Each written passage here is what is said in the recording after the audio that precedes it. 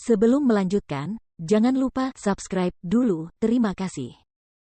Bab 326, kamu sudah menjadi istriku. Setelah kakak keenam mendengar hal ini, dia tercengang. Dia tidak pernah menyangka Seng Xiao akan serakah seperti ini. Jadi, dia pergi menemui Mama Seng. Bibi tertua, bukankah Seng Xiao keterlaluan karena melakukan ini? Kita adalah keluarga. Tidakkah menurutmu aneh kalau dia meminta kekuasaan secara terang-terangan? Mama Seng berbalik dan menatap tajam ke arah kakak keenam. Pertama, apakah Seng Xiao meminta sesuatu saat dia bekerja keras untuk Huang Yao? Saudara keenam tidak mengatakan apapun. Seng Xiao sudah bekerja keras untuk Huang Yao. Tapi apa yang terjadi pada akhirnya? Kakekmu memecatnya begitu saja. Apa menurutmu dia anjing?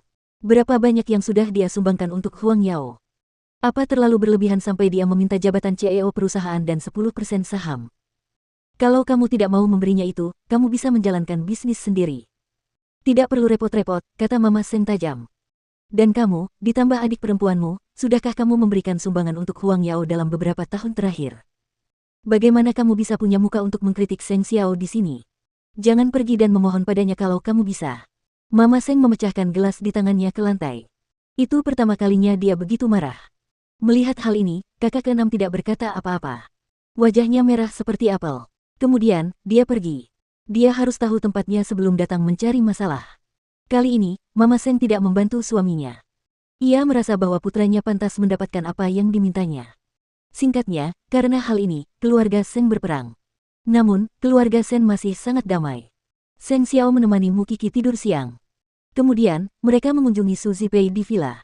Kali ini, kakek Seng benar-benar membuat Seng Xiao marah.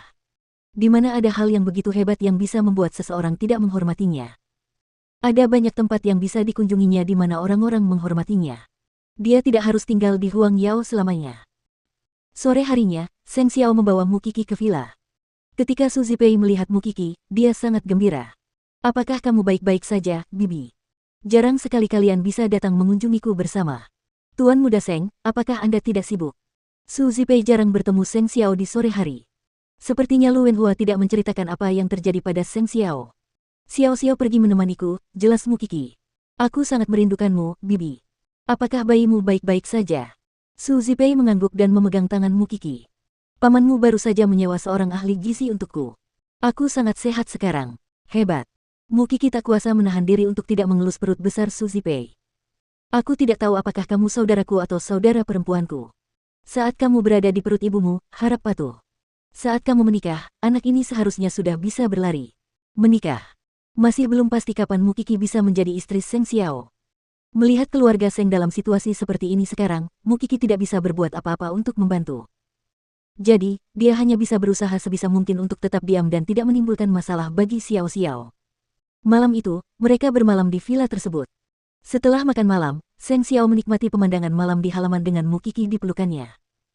Dulu waktu aku suka sama kamu, aku jadi deg-degan tiap kali dengar suara mobilmu di bawah.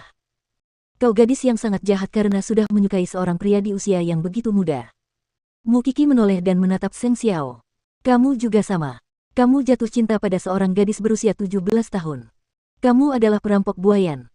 Anda memang seorang dokter forensik sehingga Anda menggunakan kata-kata yang belak-belakan seperti itu. Mu Qi tertawa. Kemudian, dia mendesah.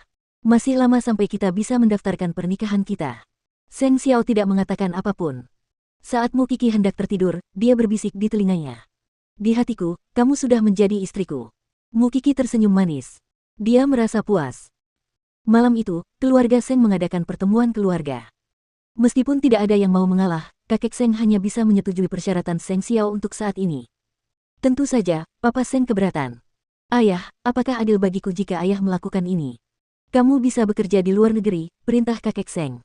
Papa Seng tidak yakin. Dia berbalik dan menatap Mama Seng.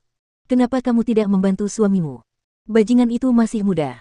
Bagaimana dia bisa menjadi CEO? Menurutku, kamulah yang tidak bisa, kata Mama Seng terus terang. Kamu adalah istriku. Kamu harus berpihak padaku. Maafkan aku. Tapi kali ini, aku berpihak pada anakku. Setelah mengatakan itu, Mama Seng berdiri dan meninggalkan meja. Karena dia belum pernah melihat seorang suami yang tega menjodohkan anaknya dengan laki-laki tanpa memperdulikan perasaan anaknya. Wajah Papa Seng memerah. Dia hampir menghancurkan meja. Apakah dia menikahi seorang wanita untuk bertarung dengannya? Namun karena itu adalah keputusan kakek Seng, tidak ada kesempatan baginya untuk membantah. Dan karena bahkan istrinya tidak berpihak padanya, maka sebaiknya ia meninggalkan keluarga itu. Saat itu, ia berharap istri dan putranya tidak akan menyesalinya. Jadi, setelah pertemuan itu berarti Seng Xiao pada dasarnya telah mendapatkan apa yang diinginkannya. Jadi keesokan harinya kakek Seng langsung pergi ke villa. Ketika Mu Qi melihat mobilnya, dia tahu bahwa kehidupan bebas dan mudahnya akan segera berakhir. Setelah beberapa saat, kakek Seng keluar dari mobil dan berkata, apakah kamu sudah cukup lama berkeliling? Seng Xiao dan Mu Qi mengucapkan selamat tinggal kepada Su Zipei dan masuk ke mobil kakek Seng. Kemudian, kakek Seng memberikan Seng Xiao perjanjian pengalihan saham dan surat pengangkatan kepada Seng Xiao. Ini yang kamu inginkan. Tapi Seng Xiao, kamu tampaknya tidak terlalu peduli dengan gadis ini. Kupikir kamu akan mengancamku untuk menulis perjanjian atau apa yang harus kulakukan untuk mengakui Mu Qi. Kakek Seng sengaja memprovokasi mereka. Seng Xiao menjawab dengan tenang, kau akan curang bahkan setelah kau membuat kesepakatan. Jadi lebih baik aku memegang tali penyelamatmu di tanganku. Jika kau melakukan sesuatu pada Kier, aku akan memberikan 10% saham ini kepada musuh. Wajah kakek Seng langsung memerah. Seng Xiao memang Seng Xiao. Dia tahu bahwa janji tidak ada gunanya. Saham Huang Yao adalah jaminan terbaik. Karena kau sudah mencapai tujuanmu, kembalilah ke Huang Yao sekarang juga. Aku akan mengirim Mu Qi kembali ke Jingting. Tidak mungkin, kata Seng Xiao tajam. Kurasa tidak ada yang akan percaya padamu. Keluar dari mobil, perintah kakek Seng kepada keduanya. Bagaimanapun, kakek Seng telah menderita kerugian besar kali ini. Namun bagi staf di Huang Yao, kembalinya Seng Xiao adalah berita baik. Itu berarti bisnis mereka tidak akan terus memburuk. Adapun Mama Seng, dia telah memulai perang dingin dengan suaminya setelah memilih berpihak pada putranya.